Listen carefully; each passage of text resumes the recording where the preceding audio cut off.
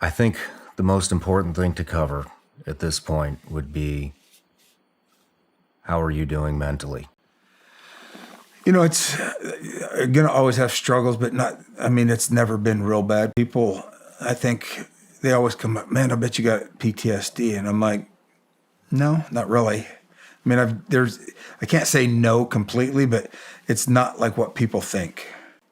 People have this idea of what PTSD is. It's like, no, I don't have bad dreams. I don't have survivor's guilt. I don't, this ain't the worst thing. This is probably one of the worst, but it's not the only thing that I've ever seen or done or whatever. I've been in a lot of different things that have happened over the 9 years that I was contracting, and time in military and time in everything, but I wouldn't be where I'm at if it wasn't for the Lord, for sure.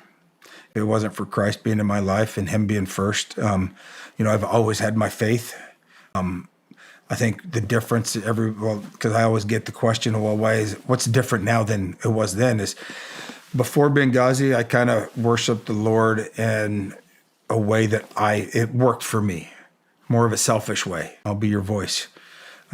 That's my job now, is to bring people to the Lord, to discipleship. Is because if you don't have that relationship with the Lord, I think it's very, very difficult to work through your PTS, because you're never going to get rid of those memories. You got to make a choice to be.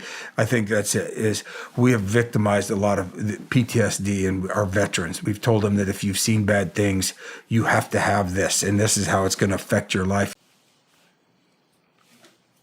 For anybody that's experienced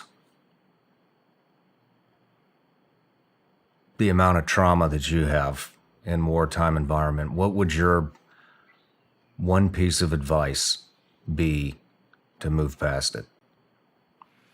Make a choice, because it really is. It's choose to be a victim or not. Because if you choose to be a victim, you're going to always look at it from a victim standpoint. Look at what happened to me. Oh, woe is me. You know what? Use it. Don't use it as a crutch to lean on. Use it as a way to pull yourself up and out of it. Because you know what?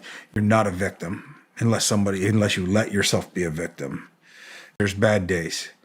But if you don't choose to live, the only people that are going to pay for it are your loved ones, because they're the ones that have to deal with it as well.